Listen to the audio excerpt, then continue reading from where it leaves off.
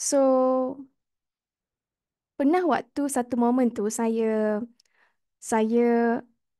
announce lah dekat office bahawa akan berkahwin. Waktu tu lah. Sebab kita dah share, maybe dah share, kita dah bertunang dan waktu tu nak share macam, saya tak pasti maybe nak share jemputan ke, saya tak pasti. Tapi dekat office diumumkan lah bahawa kecoh lah satu office yang Maria akan berkahwin waktu tu. So waktu tu nak ceritanya topik hari ni adalah ada seorang one of kita punya macam HR lah, bahagian HR yang yelah semua orang akan datang bila jumpa saya akan cakap, oh Tanya, Tanya, all the best, semoga dipermudahkan urusan.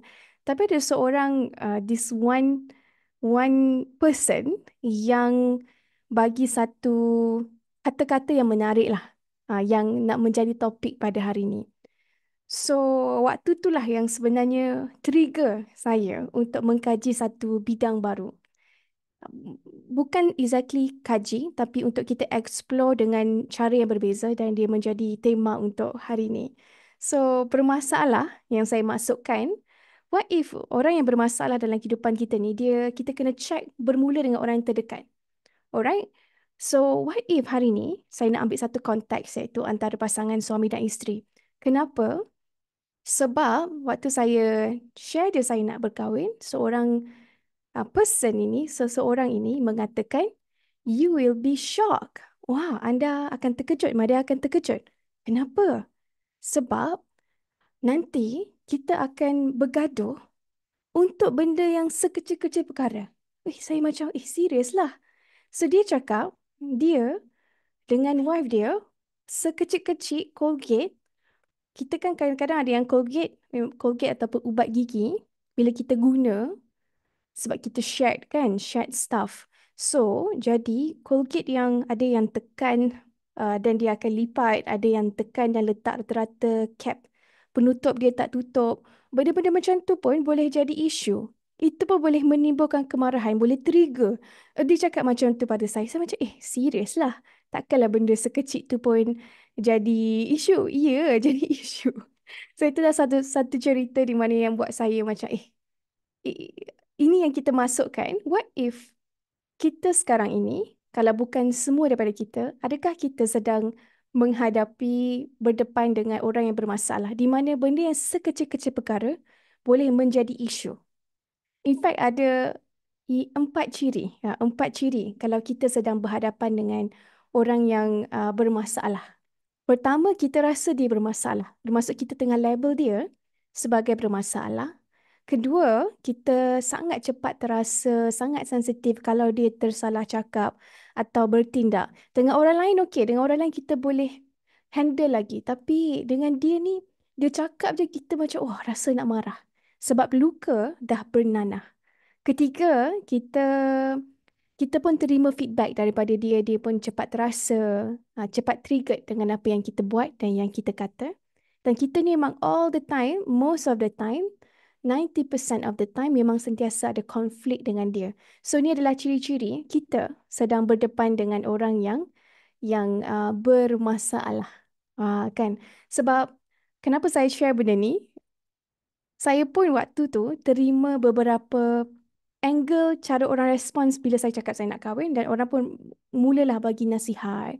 Oh, Madiha, kena macam ni, kena bersabar. Perkahwinan ni tentang kesabaran. Oh, gitu And ada juga yang cakap, nanti 3 tahun pertama boleh lah. Lepas tu akan start mula ke laut. Akan mula macam ada pergaduhan, rasa tak puas hati. So saya waktu tu, kenapa kita ni menerima perkahwinan ni sendiri diceritakan dalam sudut yang sangat negatif. Alright, seolah-olah perkahwinan ni sepatutnya menjadi sesuatu yang mengsengsarakan kehidupan kita. So waktu itulah yang sebenarnya trigger saya untuk explore topik ni dengan lebih menarik, dengan lebih mendalam untuk check betul ke perkahwinan ni kalau kahwin confirm kita ni memang akan trigger dengan husband akan cepat trigger dengan wife, kita ni memang akan sentiasa ada tak puas hati sentiasa sengsara, sentiasa, is this the way of living as a Muslim wife, husband, yang bila kita tengok drama, itulah yang terjadi dekat luar sana. Wife terasa dengan husband, husband terasa dengan wife, 20 kahwin, macam itulah perkahwinan, dan kita menggunakan satu kata-kata, kena bersabar. Sedangkan kita sendiri tak faham apakah maksud bersabar yang sebenarnya. So, siapa hari ni nak sama-sama muhasabah, saya nak share sebenarnya tiga tips. Kalaulah kita sedang berdepan dengan sesuatu situasi yang kita rasa dia bermasalah. Alright, siapa nak tahu ataupun berminat nak explore tiga cara untuk kita keluar daripada situasi ini. Okay, saya ulang balik. Ada 4 ciri kita sedang berdepan dengan orang yang bermasalah. Pertama, kita tengah label dia sebagai bermasalah, atau bahasa moden sekarang toxic. Oh, dia ni narcissistic. Okay. Kedua, kita memang cepat terasa dengan apa yang dia cakap atau apa yang dia buat. Dan dia pun cepat terasa ketika dengan apa yang kita cakap, apa yang kita buat. Dan kita sentiasa ada drama. Drama TV3 dengan dia ni memang berterusan. At least kalau daripada 10 interaksi, 8 ke 9 tu confirm drama. Confirm ada rasa tak puas hati. Siapa kat sini mungkin sedang lalui ini ataupun just nak tahu untuk kita check diri kita. Cuma saya nak share lebih kepada husband and wife. Cuma anda boleh apply the same tips untuk konteks lain. Boleh ke? Sebab saya percaya pada satu perkara, sebab saya tengok ramai orang dekat luar sana share kalau berkahwin je, sengsara. Drama TV3 je, bersengsara. Sengsara. So, bolehkah kita share ni? Perkahwinan ni sebenarnya is actually very easy. Mudah kalau kita menggunakan ilmu yang tepat. Dan saya share hari ni bukanlah nak cakap saya ni bahagia ke apa. Alhamdulillah. Cuma saya ambil tanggungjawab di mana kalau semua orang share, perkahwinan ni macam really bad. But what if perkahwinan is not really bad, and saya percaya pada satu satu kata-kata ni Bismillahirrahmanirrahim. Sebab bila kita dengar dekat orang sekeliling, kita akan rasa macam perkahwinan ni mensengsarakan, macam trigger kita punya survival mode. Tapi saya percaya pada satu benda saya nak share. Bismillahirrahmanirrahim. Alright. Pertama, kenapa kalau kita selalu bergaduh dengan pasangan kita, kita rasa dia bermasalah, dia rasa kita bermasalah. It's not normal. The thing is, that is not a normal marriage life. Kalaulah diri kita sedang lalui hari-hari asyik bertelangkah dengan suami kita, atau kalau anda adalah suami, isteri selalu terasa dengan kita, selalu dia macam daripada 10 interaksi, 7 per 8 tu memang confirm bergaduh all the time, sama ada secara pasif ataupun secara agresif. Just so you know, that is not normal. Tidak normal langsung. Tidak normal bermaksud kita kena ambil sesuatu ini sebagai satu clue peluang untuk kita perbaiki diri. Okay, saya nak share dulu the idea. Pertama adalah sebenarnya ada ciri-ciri orang yang bahagia dalam hidup. Antaranya yang pertama adalah dia dapat pasangan yang baiklah, yang solehah. Isteri dan pasangan yang solehah. So kalau anda tidak dapat pasangan yang solehah, memang kita rasa hidup tak bahagia. Dan ada lagi satu ayat dalam Al-Quran, dan di antara tanda kebesaran Allah bahawa dia menciptakan untuk kamu isteri-isteri dalam kalangan kamu supaya kamu memperoleh ketenangan dengannya. Sedangkan ada satu ceramah saya dengar daripada dua well-known speaker, antaranya adalah Norman Ali Khan, Yasmin Mujahid, di mana mereka membincangkan bahawa the purpose of marriage adalah sebagai satu alat di dunia untuk kita memperoleh ketenangan. So kalau kita berkahwin tapi tidak capai ketenangan, juga dia adalah alat. So jangan salah faham, dia adalah salah satu alat untuk kita rasa tenang. So kalau kita berkahwin tapi tak tenang, you are doing something wrong. Something is not right. Alright, and number 2 adalah perkahwinan. Kenapa dia sepatutnya tenang? Sepatutnya adalah rumahku syurgaku. Tapi hakikatnya ramai orang, dia rumahku nerakaku. Dia rumah ni sepatutnya in a healthy family punya structure, dia adalah satu tempat penyelamat untuk suami, isteri dan juga anak-anak. Dia adalah satu rumah perlindungan. Tapi apa yang berlaku sekarang ni disebabkan kita ni tak settle suami isteri, you are building a very bad future for your children and yourself too. So apa yang berlaku adalah rumahku nerakaku dan rumahku adalah ribut kehidupanku. So apa yang berlaku adalah disebabkan dalam rumah jadi ribut, kita mencari perlindungan di luar. Sedangkan dalam a good Muslim punya structure, rumah adalah perlindungan. Biarlah ribut ujian macam mana pun dekat luar, tapi dekat rumah adalah tempat perlindungan. And saya pernah dengar, the best gift you can give to your children adalah perkahwinan yang bahagia. The best gift anda boleh bagi kepada anak-anak. Bukannya duit, bukannya education. Yes, yes, benda tu bukan. Benda tu sekali in the package. Tapi dia ada antara top one yang menentukan kalau psikologi ni kita boleh keluarkanlah attachment theory and everything. The best gift anda boleh bagi pada seorang seorang anak adalah perkahwinan yang bahagia. You are prepping them foundation untuk kehidupan yang bahagia. Okay. So, siapa hari ni nak melihat ini, what if kita mungkin sedang ada dalam satu situasi yang tak normal dan anda boleh ambil ilmu ni, 3 cara untuk handle orang yang kita rasa bermasalah dengan 3 tools yang praktikal yang kita boleh terus apply hari ni. Siapa nak? Okey, dan jangan jadikan apa yang saya nak share ni sebagai alat untuk kita hukum orang sekeliling. Kita hukumlah diri kita dahulu dengan sejauh mana kita actually apply. Okay, so siapa yang nak, bolehkah kita komen nak dalam ruangan chat? Dan saya nak share lah sebenarnya very quick one. Bismillahirrahmanirrahim. Ada 3 sebab kenapa kita ni, lebih pada 3 sebab lah kenapa kita ni mungkin sedang berdepan dengan orang yang bermasalah. So kalau anda sedang tidak ada masalah dengan suami, Alhamdulillah, mungkin pasangan kita ni baik.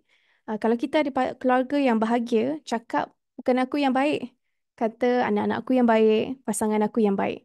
Okay, tapi kalau kita tak ada perkahwinan yang bahagia, jangan cakap pasangan tak baik, jangan cakap anak-anak tak baik, cakaplah aku yang perlu perbaiki diri. So jom kita check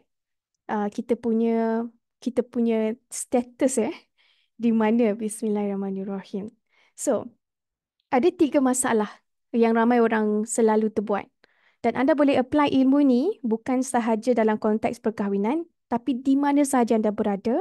Cuma, nombor 1 yang kita kena check adalah perkahwinan kita dulu. Sebab perkahwinan ni dia adalah sepatutnya rumah perlindungan kita. Bukannya nerakaku. Tapi sepatutnya perkahwinanku, syurgaku, rumahku, syurgaku. Jangan terbalikkan benda ni. Okey, kita ni bukannya Fir'aun, bukan suami Fir'aun So, yang tu lain, lain story.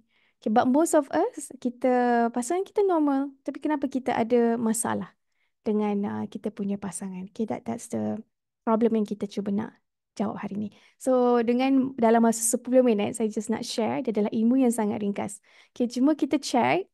Selalunya anda rasa apa masalah ataupun kesilapan yang orang selalu buat yang menyebabkan macam cerita yang saya share tadi, dia cakap, dia dengan wife dia, Colgate pun boleh menjadi sumber pergaduhan dan dia memang tak boleh cerita masalah kat wife dia.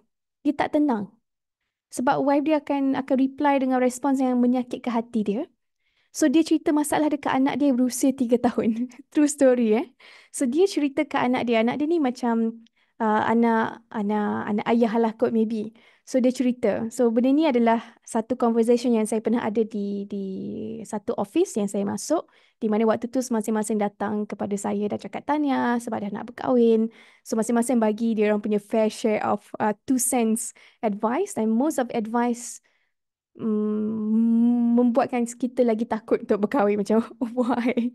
So jom kita tengok dulu masalah. And just nak cakap itu tidak normal. Ibarat kita sebenarnya sedang tolak masalah bawah kapet. Kadang-kadang tidak bercakap tentang masalah, tidak menyelesaikan masalah, tapi anda sedang, kita sapu rumah ni, sampah tu still ada, tapi you sorok bawah kapet. So boleh tak kita angkat kapet? Dia panggil sebagai teknik angkat kapet. Dengan kita faham dulu apa 3 masalah yang menyebabkan orang tutup kapet. Tutup kapet maksudnya ada habuk, tapi dia sorok bawah kapet. Alright. Kalau anda ada masalah ini, cuba check. Sorok bawah kapet, dan saya nak share 3 quick solusi. Bismillahirrahmanirrahim. Untuk kita angkat kapet and buang debu-debu yang tersorok selama hari ini yang dah berkulat kadang-kadang. Lagi lama kita biarkan isu tu di bawah kapet, lagi dia akan berulat. So, masalah pertama, cuba check kalau anda ada terbuat sekarang adalah pertama, ramai orang dia mengelak. Okey, dia mengelak daripada conversation. Siapa kat sini dia suka bagi apa panggil silent treatment. Dia kalau kita contoh wife nak bercakap something ke, dia terus mengelak. Mungkin dia terus mengelak ataupun terbaliklah. Husband ni nak menegur ni dengan niat yang baik, tapi wife dia mengelak. Tak nak lah, no, no. So kita nak diri kita ni jangan mengelak. Pertama, kalau anda ada trait mengelak disebabkan tak kisahlah pengalaman-pengalaman lepas, ketahuilah anda tidak langsung menyelesaikan masalah. Anda sedang angkat kapet, letak sampah bawah kapet. Number two, kita ada masalah komunikasi lah, senang cerita. Komunikasi error. Komunikasi error ni macam ni. Kita cakap dia tak faham, dia cakap kita tak faham, dia cakap kita tak nak dengar, kita cakap dia tak nak dengar. Simple.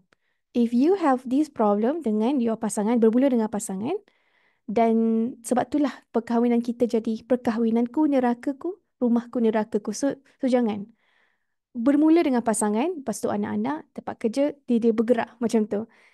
Kita nak sampai level kita cakap dia faham, dia cakap kita faham, kita cakap dia nak dengar. Dia bagi peluang untuk dengar dan kita bagi peluang untuk kita dengar apa yang dia sebenarnya nak cakap. This is a good communication kita nak.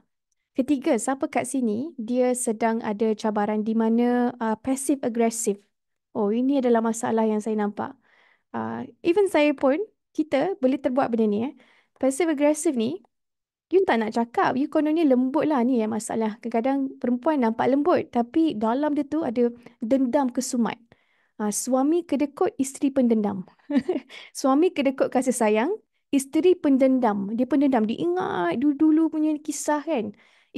Suami dia tidak berlembut dengan isteri.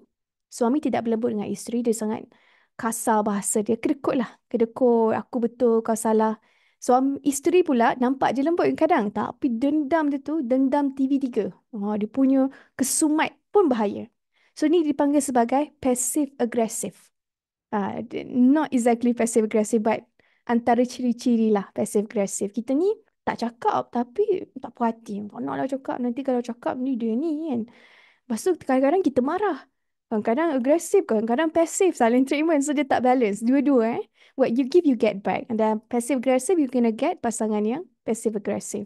Benda ni apply untuk di mana sahaja kita berada. Tidak semestinya pasangan suami isteri. Tapi pasangan suami isteri ni dia paling nampak. Sebab kita jumpa hari-hari. And then, kalau saya boleh share juga, ramai juga orang yang number 4, kalau boleh tambah, dia tak tahu apa boundary. Kita pun tak tahu apa yang husband kita suka, wife tak tahu apa yang husband suka, husband tak tahu apa yang wife suka. So kita ni cross each other punya boundary. Kita buat apa yang dia tak suka dan kita tak buat apa yang dia suka. You don't know each other punya boundary, you are not being respectful.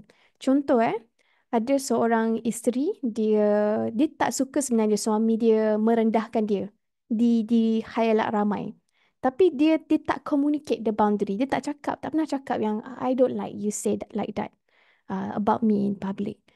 Tapi dia tak bercakap. So dia passive aggressive, dia simpan dendam tu, dia mengelak daripada conversation, dia ada communication error.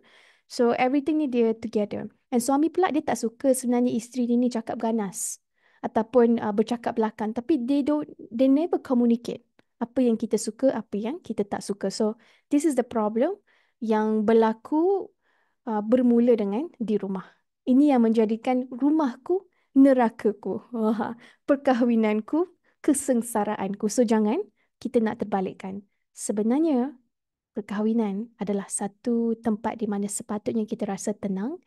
Biarlah masalah di luar, bisnes, bos macam mana. Tapi balik rumah, Masya Allah, rasa tenang hati. melihat anak-anak, melihat suami, melihat isteri, kita akan rasa satu kebahagiaan. Ini sebenarnya satu level yang kita nak cuba aim for, yang lebih normal. Yang kat TV3 tu is not normal. Okay, so saya nak share 3 solusi. Anda check mana yang anda belum buat lagi. Jom kita check sikit siapa yang nak dengar solusi ini. Siapa yang kat sini dia nak improve pertama, dia boleh bercakap dengan conversation yang senang. Conversation yang senang saya betulkan ayat. Siapa kat sini, dia jumpalah orang macam mana pun lepas ni, tak kisahlah pasangan ke, anak ke, ibu bapa ke, pekerja yang tak perform ke, kita still ada skill untuk berdepan dengan conversation yang susah. Kita nak sampaikan feedback sebenarnya. Kedua, kita ada komunikasi yang sangat baik. Kita faham dia, dia faham kita, kita cakap kita nak dengar, kita cakap dia nak dengar, dia cakap kita pun nak dengar. Very good give and take communication. And kita pun tak passive aggressive, kita very solution focus, sangat matang. Dan kita tahu boundary. Kita tak buat apa yang dia tak suka. Kalau dia tak suka kita gelakkan dia, janganlah gelak. And so kita ni very respectful. So siapa kat sini nak go through 3 solusi ini? So pertama, dan sedikit konteks ya. Solusi ni yang saya share, Bismillahirrahmanirrahim, adalah daripada konteks coaching. So saya bukanlah mengcompilkan the best teknik di luar. Anda boleh explore lagi banyak cara untuk handle ni. Cuma saya nak share 3 yang top 3 yang paling menjadi untuk diri saya yang kita boleh apply bermula dengan orang yang terdekat. Okey, kalau dia mengelak, Kak Nita, kalau ada orang kat sana dia mengelak, sebab tu kita kena faham kenapa dia mengelak. Ada reason dia mengelak. In fact, saya share benda ni sebenarnya tentang bagaimana tips untuk kita jadi people person, improve communication error. Saya share lah benda ni last 2 weeks rasanya.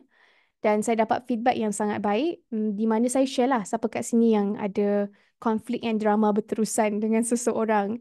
And kita rasa dia toxic, dia rasa kita toxic, dia mengelak, kita mengelak. So, sometimes it's a give and take. Ataupun it's a take-take situation kan. Kita salahkan dia, dia salahkan kita. So berhenti, stop for a bit there. Kita tak boleh nak ubah orang, tapi kita boleh ubah diri kita. Apa cara kita bercakap, cara kita memulakan interaksi tu yang membuatkan orang mengelak in the first place. So jom kita tengok 3 solusi. Okay, very quick one. Pertama, siapa kat sini, dia, Bismillahirrahmanirrahim. Siapa kat sini, dia ada satu cabaran di mana dia tidak boleh, kita tak tahu macam mana nak mendengar. Okay, kita panggil sebagai active listening. Alright, saya pause dulu dekat sini. Active listening ni adalah satu topik yang sangat-sangat besar. Kalau saya nak cakap pasal benda ni, it took me at least perlukan 2-3 jam just untuk explain bagaimana nak mendengar dengan baik.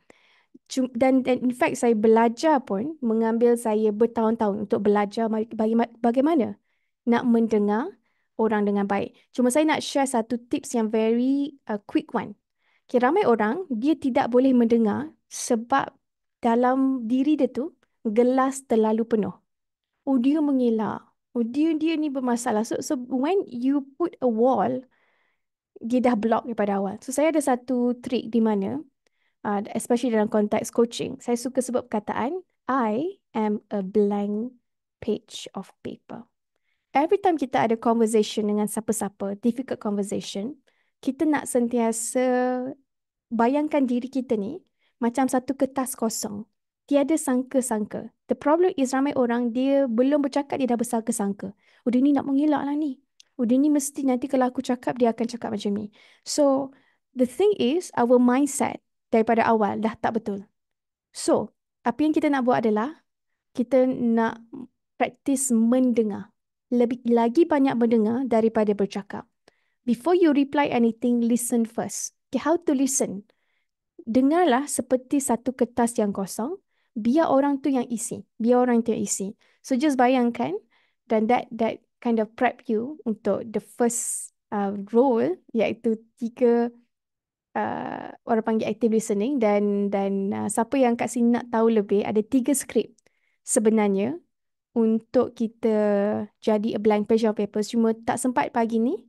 Siapa yang nak boleh DM atau boleh follow Sugar for Your Mind. Saya ada share sebenarnya 3 skrip untuk kita tanya soalan yang betul, untuk mengeluarkan jawapan yang lebih betul, supaya kita ni jadi a blank page of paper, tidak ada sangka-sangka.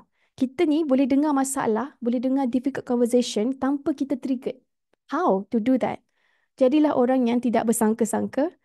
Kosongkan gelas kita, jangan letak meaning pada apa yang dia sebut, biar dia yang explain. What do you mean by that? Okay, ini yang 3 skrip. Okay, saya nak skip ke number 2. Ni lebih mudah. Okay, boleh apply terus hari ni.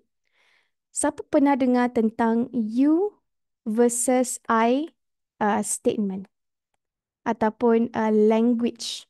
Okay, you language ni macam ni. Kita nak sampaikan sesuatu, tapi kesilapan ramai orang adalah dia guna you. You language ni adalah penyebab kenapa orang mengelak. Penyebab kenapa orang ada defensive mood. Okay, very quick one. Contoh macam ni Kita nak cakap, nak bagi feedback kepada pekerja kita yang dia tak perform. Okay. And then, kita terus cakap, you ni tak perform. Ataupun kita nak bagi pandangan kepada pasangan kita yang kita ni rasa tak didengari. Kita rasa dia tak nak dengar cakap kita. Okay, tapi apa yang kita guna adalah selama hari ni bahasa you. You ni macam ni. You ni tak pernah dengar cakap I. You ni, kalau you cakap you je betul. You ni, kalau ni, memanglah you je lah betul. I salah, I salah. Inilah bahasa you. You ni adalah pembuka kepada konflik. Kenapa? Kalau kita faham psikologi, first thing yang you buat adalah you menyalahkan dia. So orang secara psikologi, if you understand psychology, orang, the moment dia disalahkan, dia terus akan on apa? Kalau polis dia ada defense punya armor. Itu yang orang selalu buat. Defensive. So kenapa orang tu mengelak in the first place? Tak naklah cakap now is not the time. Why? Sebab the first language yang keluar adalah you. You ataupun itu yang kita buat selama hari ni. You language. You are wrong, I am right. Ataupun you are the reason kenapa perkahwinan kita tak best. Kita cakap pada anak-anak, contoh nama dia Alif. Alif ni tak pernah dengar cakap mak. Kenapa Alif ni tak pernah berfikir? Oh, ini you language. So, bahasa yang lebih tepat, yang bijak, simple Guys, try buat hari ni. Kalau nak sampaikan satu feedback, gunalah I language. Sebenarnya, itulah. Boleh ke saya nak cakap something? Saya sebenarnya nak sangat cakap dengan awak. Tapi itulah, saya rasa tak didengari. Saya rasa tidak didengari. Ini lebih tepat berbanding saya rasa awak tak pernah dengar cakap saya. Wah, ini tertrigger. Ini orang ni memang confirm triggered. Sebab apa? Kita dah on dia punya defensive mode. No. What you want to do adalah always bila kita sampaikan sesuatu, guna I language. I language ni kita. Kita letak, kita yang merendahkan diri kita. Bukan menghina diri, merendahkan diri. Saya yang sepatutnya. Contoh kalau kita sepatutnya, bergerak lebih awal. Tetapi akhirnya kita nak balik kampung, patutnya gerak pukul 5, tapi kita gerak pukul 6, dan masing-masing dengan marah, gitulah. Minta maaf lah, saya sepatutnya bagi reminder lebih awal. This is a much more good way untuk kita cakap apa sahaja. So just try selama hari ni. Kalau anda rasa rumahku adalah nerakaku, orang mengelak, this is why. You are triggering the most basic human needs. You are against human needs, which is orang, dia nakkan 3 perkara. Rasa dihormati, rasa diterima, rasa diterima, dihargai. So kalau anda guna you language, dia akan put a stop. And siapa yang tahu guna sandwich method, anda boleh apply juga dekat sini. Sandwich method ni macam ni. Kita nak cakap apa-apa, kita puji dia dulu. Best lah hari ni keluar. Best sangat. Rasa macam dah lama tak sembang macam ni. Sandwich, right? Number 1, good. And then, kita pair dengan I language. Itulah. Sebenarnya saya nak beritahu something. Saya dah lama rasa tak didengari. Saya rasa macam saya cakap apa-apa je, semua salah. Ini I language. Kita tak salahkan dia, tapi kita rasa macam tu. That's what we feel. Kita tak sorok bawah kapet, kita cuba bercakap tentang cabaran. Tapi itulah saya tahu awak penat, bekerja, tutup dengan benda yang baik. So dia adalah good, not really good. And kita tutup dengan good. So good, bad, good. The sandwich method. Kita puji dulu, upkan dia. And then kita beritahu, saya sebenarnya dah lama bertahun-tahun, 5 tahun ni saya rasa tak didengari. Saya tak tahu lah apa yang saya buat salah. Tapi saya cakap ni je, tak ada orang nak dengar. Macam tu. So that is I language. Very powerful, very humble way untuk kita communicate anything, tidak trigger orang punya defensive mode. Okay, alright. Saya akhiri dengan ketiga. Siapa yang first time join tiba-tiba jadi kelas 101 communication. Okay, terakhir saya tutup dengan satu lagi cara. Siapa kat sini dia nak teringin nak cakap sesuatu pada pasangan dia. Dia nak pasangan dia buat sesuatu lebih untuk dia. Tapi dia tak ada channel. Dia tak tahu macam mana nak communicate. Okay? Saya nak share. Dalam psikologi, kita panggil sebagai membina boundary. Okay, boundary ni macam ni. Lagi rapat kita dengan orang, kita sepatutnya memahami apa yang orang ni suka, apa yang orang ni tak suka. Dan inilah punca kenapa rumahku nerakaku. Sebab kita tak tahu apa yang suami kita suka. Kita tak tahu, kita buat apa yang suami tak suka dan kita tak buat apa yang dia suka. Betul ke saya sebut tu? Apa yang suami suka, kita tak buat. Kan? Contohnya macam dengar cakap, kita tak buat. Awak pun tak betul kita. Saya pernah dengar orang yang macam tu. Dia tak nak dengar cakap suami dia sebab dia cakap suami dia pun tak betul. Ini masalah penyakit. So you need to fix that. And bila suami dia tak suka, dia buat. Contohnya suami dia cakap jangan bila bercakap tu boleh tak jangan tinggikan nada. Tapi dia buat lagi. So ini adalah not respecting the boundary. And of course, kita pun akan rasa sedih kalau suami kita buat macam tu. Kita nak suami kita ni cakap lembut dengan kita, senyum, kan? Tapi suami kita tak buat. Suami kita tak buat apa yang kita suka. Tapi dia buat apa yang kita tak suka. Contohnya cakap tinggikan nada, tegur. Tapi lagi banyak tegur daripada menyayangi. Dia lelaki ni bagus tegur wanita ni. Tapi dia ratio tu kena betul. Saya pernah dengar kata uh, Dr. Fazilah Kamsah. Kalau anda kenal, anda ingat Tok Abah kan? Beliau share setiap satu teguran atau kritikan yang kita bagi sekali 7 pujian. Setiap kali satu kritikan kita bagi, sengaja atau tidak sengaja, balas balik dengan 7 pujian. Okay. So adakah disebabkan ego? Semua orang ada ego. Semua orang ada ego. Even pembunuh yang telah membunuh pun merasakan perbuatan dia betul. So how do you respect the boundary? The first rule untuk kita ubah apa-apa sahaja dalam hubungan kita adalah bermula dengan diri kita sendiri. So saya nak share satu aktiviti kalau anda tak pernah buat. This is adalah shortcut. Kita panggil sebagai balang cinta. Okay, very quick one Balang cinta ni di mana, pernah tak anda buat satu aktiviti dengan pasangan di mana dia tak semestinya ada balang lah. Anda bagi je kertas pada pasangan. Okay, boleh tak lepas anda dah cakap I language, saya teringin lah nak perbaiki hubungan ini. Saya nak jadikan rumah ini syurgaku, bukan nerakaku. Okay, anda kena tahu apa yang sebenarnya ya suami suka. And suami kena tahu apa yang kita suka sebenarnya. Okay. So bagi kertas, this is real activity. Literally saya buat. And benda ni, dia life changing. Anda boleh buat selalu. Boleh buat seminggu sekali atau boleh buat one time. Okay, di mana cuba minta suami tulis atas kertas, take turn ataupun cakaplah 3 benda yang suami suka bila kita buat. And adakah perasan kadang-kadang benda yang simple. Suka senyum. Saya sukalah sebenarnya bila awak balik, bila saya balik rumah, awak senyum. Simple je. Saya suka bila awak bercantik-cantik, nampak kemas. Saya tak suka sebenarnya bila awak nampak serabut. Saya pun serabut. So kita kena macam tu.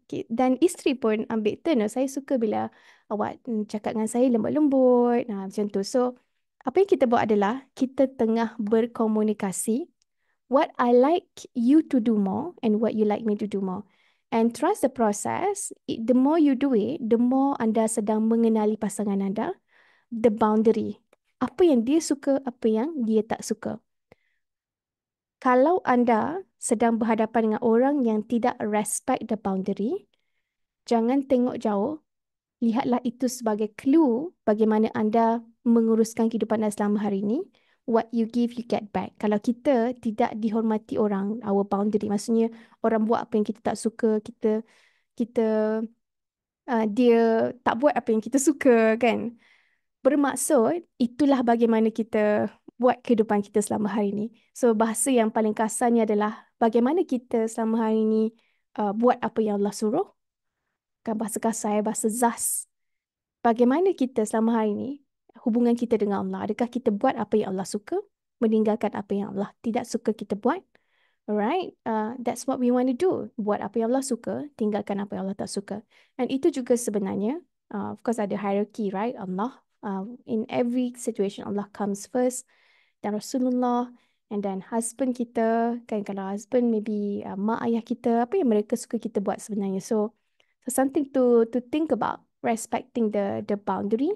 Jangan cross the line as long as benda ni kalau antara manusia ni dia tidak melanggar hukum syariat, ikutlah. Kalau dia tak suka kita cakap kasar, cakaplah lembut. Kenapa nak ego sangat? Kenapa nak terlalu berfikir? Okay?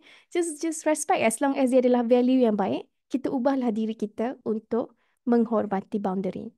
The more you respect people's boundary, the more kita akan dapat the respect back. So, ini adalah simple tips untuk anda tengok mana yang boleh apply.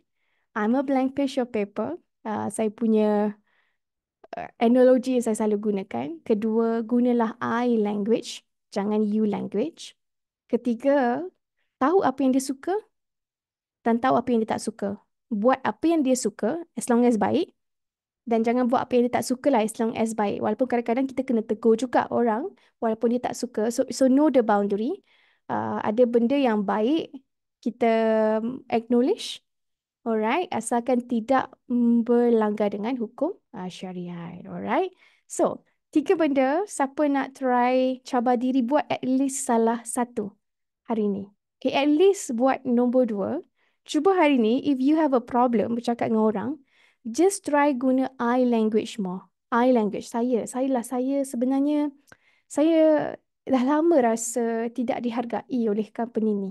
Saya tahu it's too much to say like this, tapi macam mana tu? Adakah saya kena perbaiki diri ke macam mana? So it's as simple as guna I language. Very humble. Masya Allah. Okay. Alright. So, kita nak akhiri di sini. Dan siapa yang first time, saya nak ucapkan tahniah, dan mudah-mudahan bukan anda saja, saya juga yang berdiri atau duduk di depan anda ini boleh kekal, konsisten, dan mudah-mudahan apa yang dikongsikan memberi anda satu idea. Ambil yang mudah untuk dibuat dulu. Itulah satu tips untuk kita buat apa saja menjadi rutin adalah buat mudah. Saya ada satu formula. Start small, start today, be consistent. Kalau anda nak konsisten apa saja dalam kehidupan, termasuklah apply apa yang kita go through tadi, maybe kita terlepas pandang, tengok mana yang kita terlepas pandang, dan kita nak apply juga untuk Gang 5am, kita nak join dengan lebih kerap supaya tak tertinggal. Remember this rule, start small, start today, and be consistent. Start small, maybe kita tak biasa bangun 4:30. Alright. So apa the smallest thing yang kita boleh buat dulu hari ni? Oh, okay. So maybe saya nak try bangun pukul 5 dulu. Saya nak buka dulu Gang 5am. Dan habis tu maybe ada masa lagi untuk solat. Kenapa? Sebab bila saya buka je Gang 5am, majlis ilmu ni, dia memingatkan saya untuk solat. Nah, sebab setengah orang dia nak solat pun susah. So join dulu. So buat mudah. So insyaAllah kita akan makin lama akan makin mudah. Alright, insyaAllah. So saya akhiri di sini. Ambil yang baik, buang yang kurang baik. Mudah-mudahan kita semua menjadi seseorang yang lebih konsisten bergerak ke depan. Rumahku, syurgaku, pasanganku, pasangan yang membahagiakan insyaAllah untuk semua orang. Ambil yang baik, buang yang kurang baik. Assalamualaikum dan selamat pagi semua.